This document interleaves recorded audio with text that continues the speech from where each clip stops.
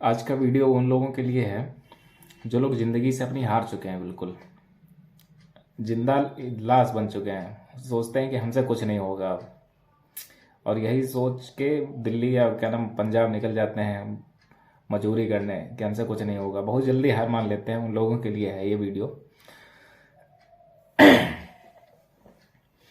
एक ऐसे राजा साहब थे जिनकी प्रजा बहुत छोटी थी, 10 20 50 लोग होंगे उनकी प्रजा में।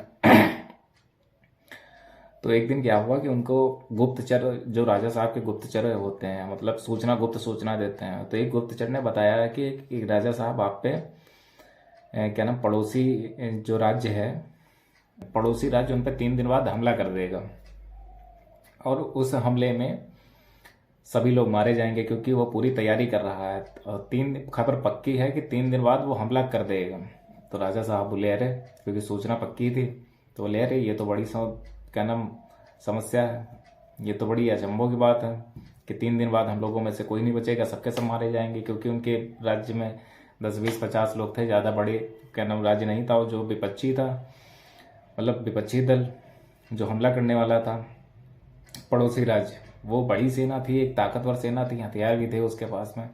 तो राजा साहब बोले कि 3 दिन के बाद वो जो हमला कर देगा तो हम में से कोई नहीं बचेगा। तो उन्होंने क्या किया कि एक सभा बुलाई जिसको मीटिंग कहते हैं।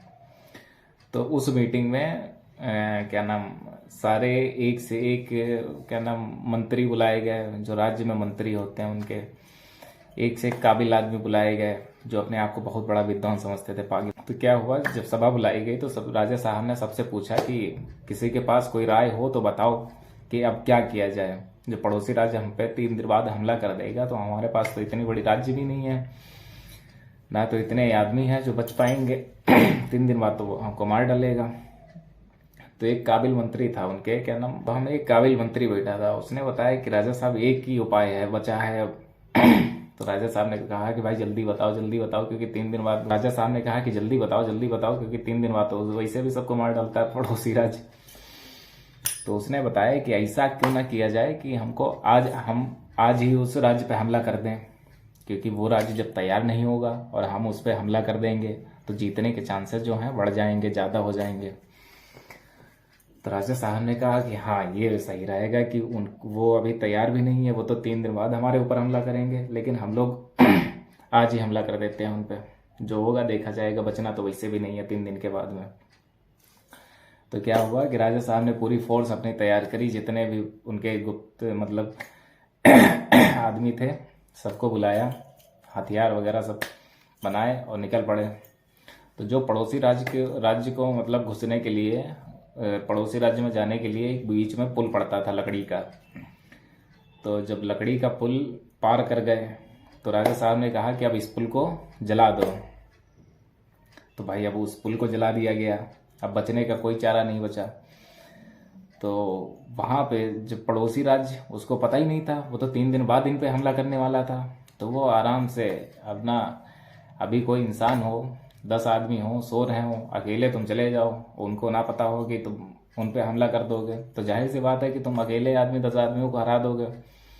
तो वो राज्य अपना आराम से सब लोग बैठे थे, इन लोगों ने जाके हमला कर दिया, जी तोड़ हमला कर दिया। तो क्या हुआ, हमला करने के बाद जीत गए भाई, जाहिर सी बात है। अभी 10 लोग सो रहे हैं, उनको पता ना हो कि तुम अकेले आ रहे हो और तुम उन पे हमला हमला कर दोगे, और तुम जाओ वहाँ धड़ धड़ धड़ गोली चला दो जाके, तो जाहिर सी बात है तुम जीत ही जाओगे। तो क्या हुआ, राजा साहब युद्ध जीत गए। मतलब उनकी विशाल काय सेना थी, लेकिन उसको पता नहीं था कि ये लोग हम पे हमला करने आए हैं, क्योंकि उसने उसने प्लान बना रखा था कि हम इन पे 3 दिन बाद हमला करेंगे, और ये जाके पहले उस पर हमला कर दिए, क्योंकि इनको पता था कि 3 दिन बाद तो वैसे भी नहीं बचेंगे, जो भी करना है कर लो, या तो मर जाओ या मार दो फिर। तो गए भाई, इन्होंने उनको परास्त कर दिया, हरा दिया, मार दिया सबको। तो फिर बड़ा प्रशंसा हुई। तो इससे ये सीख मिलती है कि अगर तुम्हारे पास ज़िंदगी में कोई कोई ऑप्शन नहीं बचा है, तो हमें पता है कि 3 दिन बाद हमें या तो मर ही जाना, मरना ही है, तो कुछ करो। मान लो एक तुम्हारी छोटी सी नौकरी है 4,000 रुपए की, 4,000 रुपए की, ये समझो उस नौकरी को कि अगर वो नौकरी हमें नहीं मिलती है तो हमारी ज़िंदगी में कुछ बचेगा नहीं। कि मर जाएंगे। तो यही समझ के उस नौकरी को पाने का इतना कोशिश करो कि वो नौकरी खुद तुम्हें मिल जाए। अपने जीवन में एक संकल्प ले लो कि अगर हमें ये चीज नहीं मिली तो हमारी जिंदगी का कोई उद्देश्य नहीं है, कोई जीने का कोई मतलब नहीं है। राजा साहब को जब सूचना मिली थी कि 3 दिन बाद पड़ोसी राज्य उन पर हमला कर देगा और इतना जबरदस्त हमला करेगा कि उनके कोई भी बचेगा नहीं, तो राजा साहब चाहते तो सो रहे होते है, तो उसी सोने की वजह से वो सोच रहे होते कि क्या किया जाए, अब कुछ कर भी नहीं सकते। 3 दिन बाद तो वैसे भी हमें मार देगा, जो खाना पीना हो खा लो, जहाँ घूमना हो वहाँ घूम लो, 3 दिन बाद तो वैसे भी मार डाले जाओगे।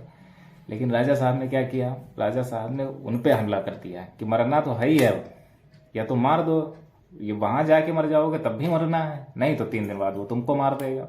तो ये क्यों ना करेंगे, हम उन पे हमला करते हैं, हो सकता है कि हम ही मार दें। तो जीवन में यही ट्राई करो कि क्या नाम, ऐसा हो नहीं सकता, क्यों नहीं हो सकता, करके देखेंगे ऐसा, और ऐसा करके देखोगे तो जरूर वो हो जाएगा।